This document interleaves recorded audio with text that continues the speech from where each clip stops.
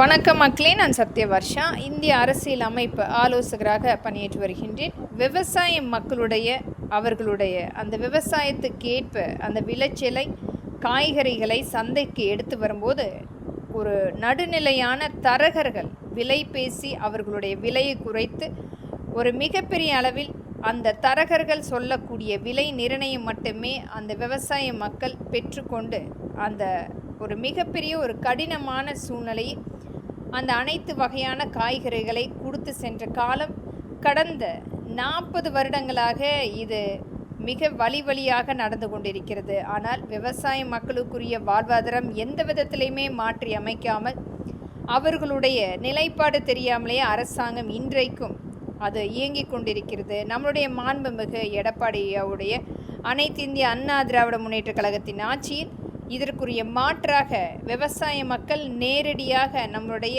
சந்தை கொள்முதல் நிலையத்தில் நிர்ணயம் செய்கின்ற அந்த விலையில் அந்த காய்கறிகளை கொடுத்து அவர்கள் பணத்தை பெற்றுக்கொள்வதற்குரிய அங்கீகாரம் அளிக்கப்படும். ஒரு மிகப்பெரிய சந்தைகள் மாற்றுவதற்குரிய வாய்ப்புகள் ஏற்படுத்தி தரப்படும்.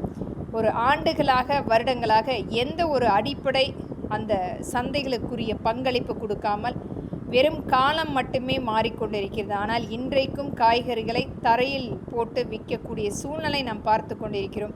அந்த மக்களும் இந்த மழை வெயில் போன்ற அனைத்துமே ஒரு சமாளித்து அந்த வியாபாரிகளும் மிகப்பெரிய அளவில் அவர்களுடைய வாழ்வாதாரத்தை இழந்து கொண்டிருக்கின்றார்கள்.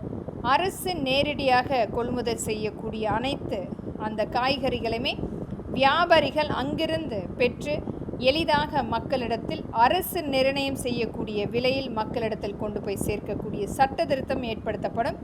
இது அனைத்து மக்களுக்குமே ஒரு பயனளிக்கக்கூடிய சட்ட திருத்தமாக ஏற்படுத்தி தரக்கூடிய நம்முடைய அனைத்து இந்திய அண்ணா திராவிட முன்னேற்ற கழகத்தின் ஆட்சியில் கொண்டு வரப்படும். நன்றி மக்களே.